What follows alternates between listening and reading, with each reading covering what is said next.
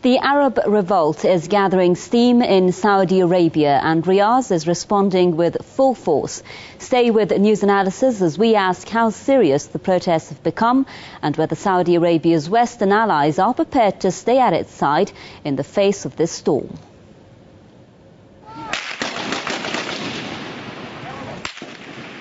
Overnight clashes in Awamiyah in the eastern Qatif region. On one side, security forces armed with armoured vehicles and weapons. On the other, peaceful protesters armed only with anti-regime slogans and stones. Rights activists say over 24 people were injured in the clashes. However, the Interior Ministry has put the number at 14. The state television has quoted the ministry as saying in a statement that the unrest in the eastern province was stirred by, quote, a foreign country. قامت مجموعة من مثيري الفتنة والشقاق والشغب في بلدة العوامية بمحافظة القطيف بالتجمع بالقرب من دوار الريف في العوامية، والبعض منهم باستخدام دراجات نارية بإعاز من دولة خارجية تسعى للمساس بأمن الوطن واستقراره، ويعتبر تدخلا سافرا في السيادة الوطنية. The protests in the area erupted after security forces detained a 70-year-old man whose son had participated in anti-regime protests. They demanded the son surrender himself in exchange for his father's release. Demonstrators have vowed to keep up their, quote, intifada until the siege on Awamiyah is broken. The demonstrations come despite a ban on all kinds of protests and public gatherings. The protesters' demands are clear. They urge authorities to respect basic human rights, allow freedom of expression, release political prisoners, and carry out a wide range of reforms. Saudi Arabia is an absolute monarchy, known for its intolerance of dissent. Human Rights Watch says hundreds of dissidents have been arrested since February as part of the Saudi government's suppression of anti-regime protests. Saudi-based Human Rights First Society says the detainees have been tortured. A bid to try to move the world's attention from the country's tarnished rights record, the Kingdom of Saudi Arabia joined the international community to heap pressure on the government of President Bashar al-Assad in Syria. But when it came to neighbouring Bahrain, Riyadh sent columns of its armed forces there to help Manama in cracking down on peaceful protests. Increasing pressure on other countries such as Syria and Libya, the United States, a traditional ally of the Al Saud, has kept mum on Riyadh's violations of human rights both at home and abroad. But analysts believe it's the will of the Saudi that will prevail at the end, no matter how hard the US and other countries try to keep Al Saud in place. Well, joining us now live from London is Mr. Ali Al-Kabani, journalist and political analyst in Beirut. Middle East expert Omar Nashabi, and joining us via Skype from Colorado, human rights lawyer Paul Wolf. I'd like to welcome you all to this edition of News Analysis, and I'll start my first question in London. Mr. Kabani, what do you think about the way Riyadh is handling these protests? It's using security forces at the same time making political announcements. Of course, what Riyadh is doing is typical of a dictatorship and tyranny, because they are using the iron fist which they have been ruling the Arab Peninsula for decades. We can see their hypocrisy also and double-faced policy. They are supporting with some other sheikhdoms of the Gulf the uprising in Libya, and they are using their propaganda machine to attack the regime in Syria. But when it came to Bahrain, their front door, or in Yemen, the backyards, they are sending troops to fight the people of these two countries. We know that they send Dar al Jazeera to Bahrain, and we knew before they send their army to kill and fight the Houthis in Saada. So it's not surprising that they are using the same iron fist and the security apparatus to destroy their people in the eastern province. Especially also we know that most of the Saudi Shiite live in Qatif and the eastern province in general, and there is discrimination against their Shiite brothers there in Saudi Arabia. And I read recently actually a very good article by a Saudi writer called Al-Wa'ili criticizing the discrimination against the Shiite, and they are saying that they are not patriotic because they have got the references Al-Maraja outside the Kingdom of Saudi Arabia.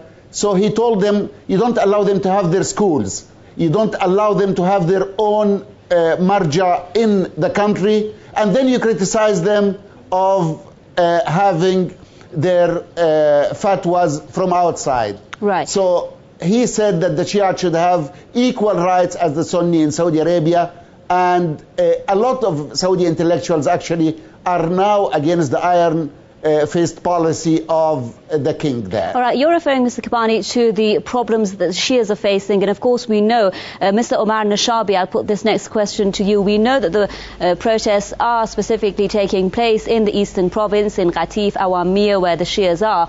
But speaking of the popular demands of Saudi Arabia as an entire country, when we're speaking of the political repression, women's rights, the system of governance, now do you think the changes that have been proposed in Saudi Arabia can bring the changes that people would want? Or do you think that the system of governance there is too deeply rooted in the foundation of the state that even if it wants to bring any change, that would mean that the Saudi rulers would undermine their own authority?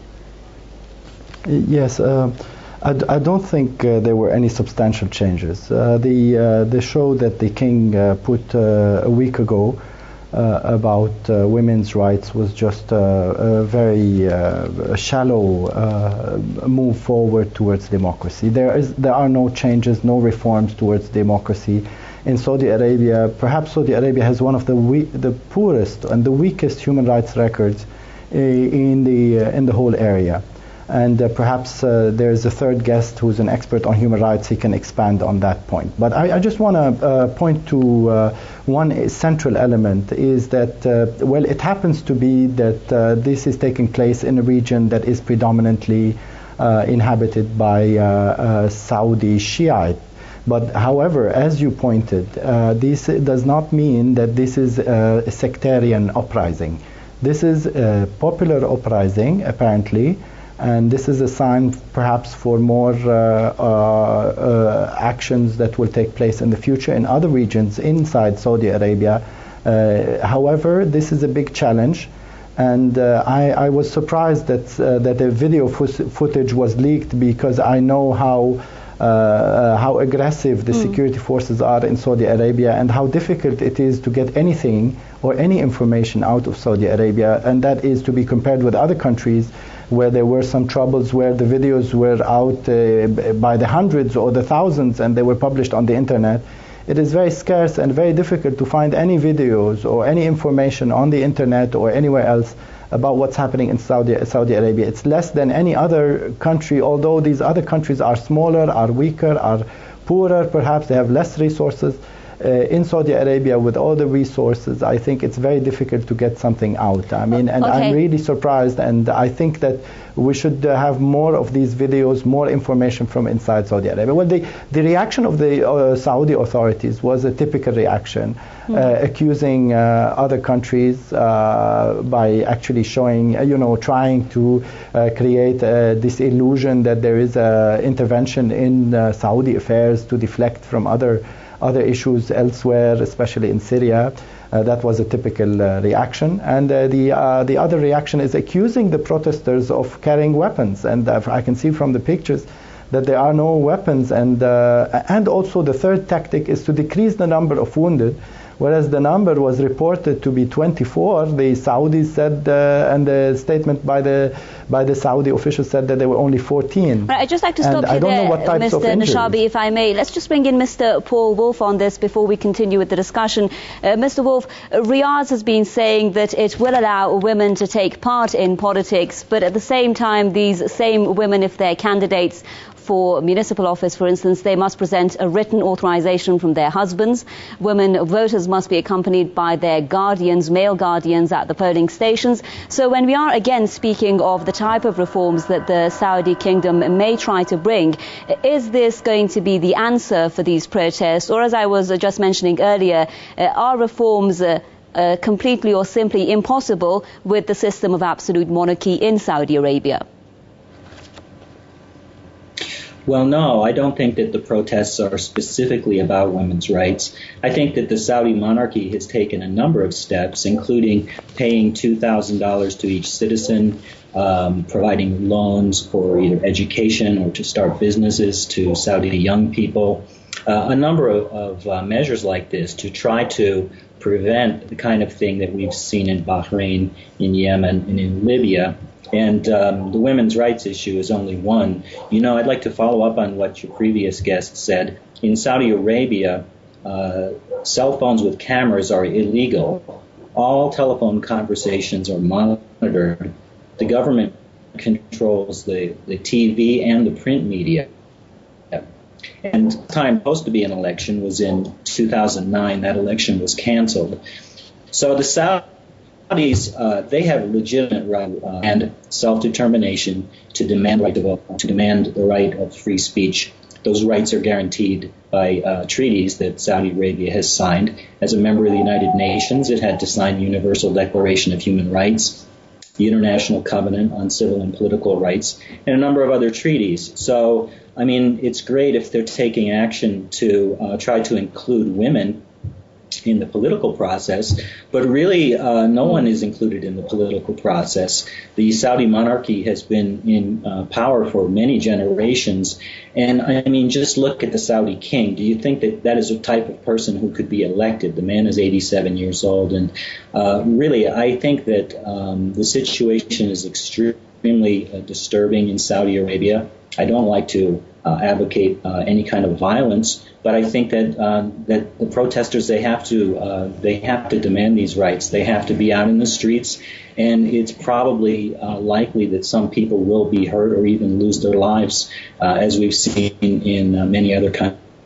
in the Middle East. Right, Mr. Wolf, let's just stop you there. Go back to London, Mr. Kabani. Speaking of the type of state that's currently in place in Saudi Arabia, a lot of analysts would say that they wouldn't even consider it a state. The rule of a single family, they say, with the legislative, with executive and with judicial powers. No state budget, practically the country being the private domain of a single royal family. Not strictly speaking, they say, a country, but simply a part of Arabia that belongs to a single family. So does all this make Saudi Arabia, however, a fragile system?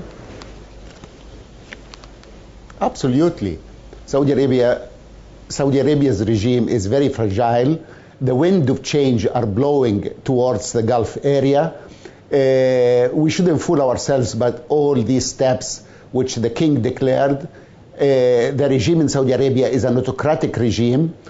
Even men don't have a political rights, let alone women, because we all know that Majlis al-Shura, the consultative council, is all its members are appointed by the king, and this new step that women will be included, they will also be appointed, so they will be crony of the regime. The other thing is, even inside the royal family itself, there is no democracy. So it's autocratic. The only person who is ruling is the king, and no one else can interfere. The king said, even with this step of appointing a number of women in the consultative council, that he consulted the scholars and the clergymen in his country, and we saw that a number of prominent members of them, they said the king didn't consult us, and we were not consulted in all this. It's not that they are objecting, but even the king is not telling the truth, and he is trying to show himself as democratic, Mr. and Kabani, he consult other people and take consultation. If you do agree, Mr. Kabani, that this is a fragile system, a fragile regime, what has kept it running for all this time? Is it just the Western support that it's getting that's actually making Saudi Arabia stand up as it has, without any disruption, without any protests up until now, with the Arab Spring that it's come, of course, for all those years? What has kept it in power then? It is the deal between King Abdulaziz and the Americans, that they protect his throne and he follow the dictates which they instruct him to do. And Abdulaziz and all his successors have been following this policy.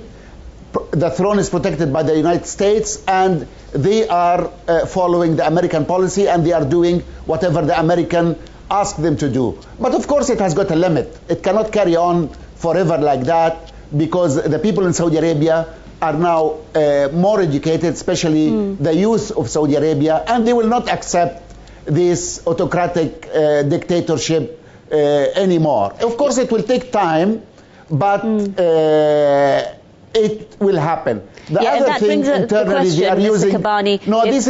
This is an important point. They are also using the checkbook policy to try to give their subjects, because the people in Saudi Arabia are not citizens, they are subjects to Wali al-Amr, the king, so they are giving them money to keep them quiet.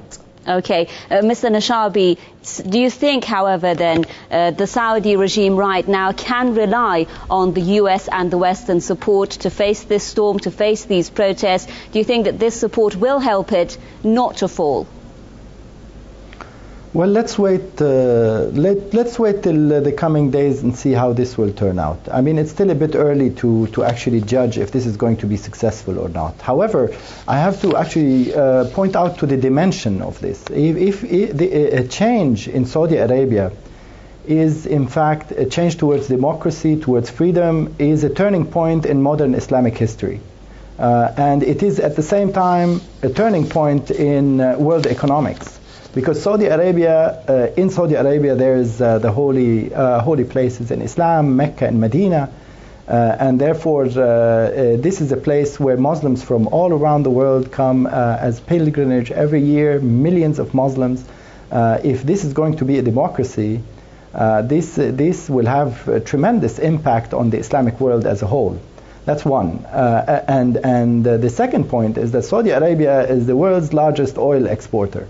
And if there's going to be a democracy, a parliament, a voting system, freedom of expression, freedom of association, this is really going to be a marking moment in world history.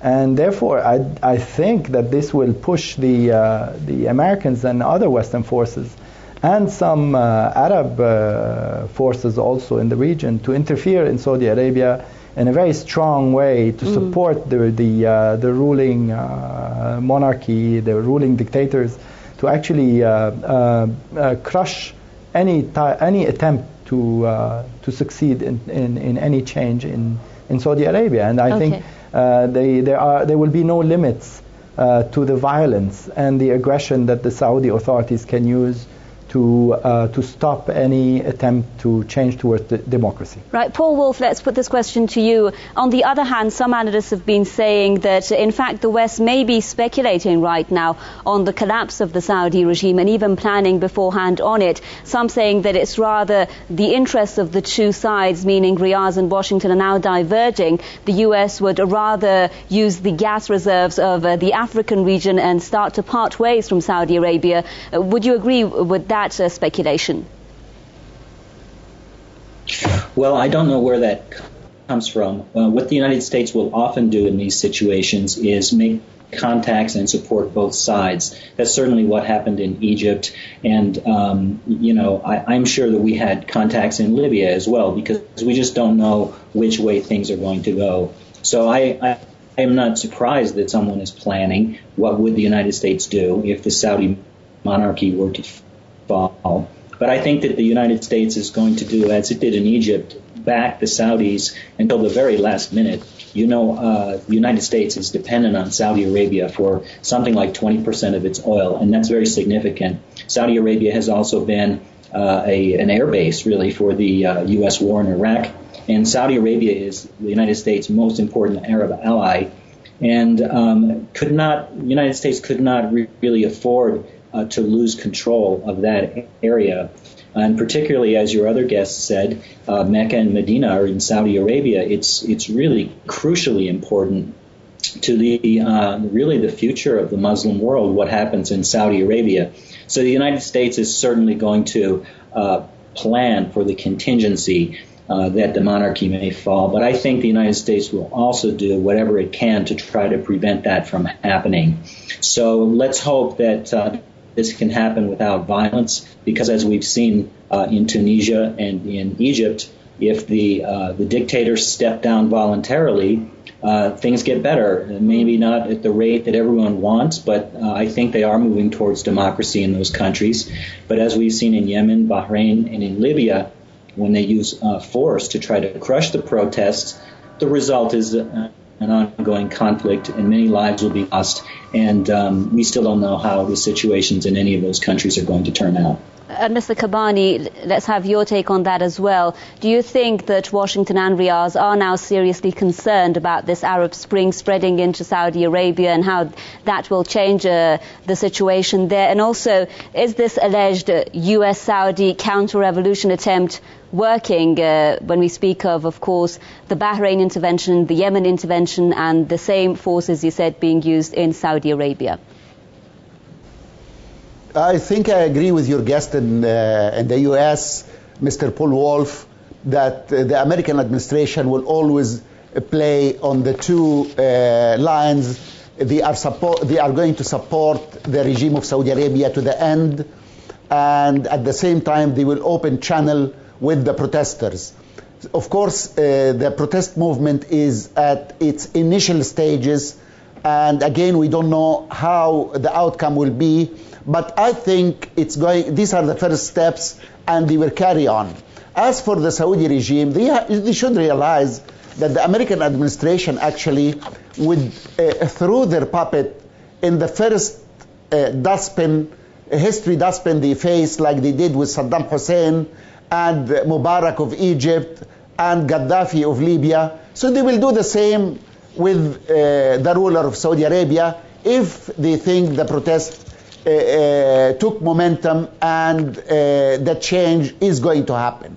So no one actually in his right mind would among the rulers should and would rely on the American administration to support him, because they never support dictators and tyrannies.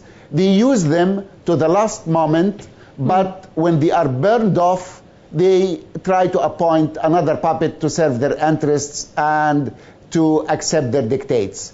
Okay. But hopefully this time that the Arab Spring will change this formula. Okay, thank you very much. I'm afraid we've run out of time. A big thank you there to Mr. Ali Al-Kabani, journalist and political analyst in London. In Beirut, Middle East expert Mr. Omar Nashabi, and via Skype from Colorado, human rights lawyer Paul Wolf. Thanks so much for staying with us on this edition of News Analysis from me, Homa Lesgi. Until our next program.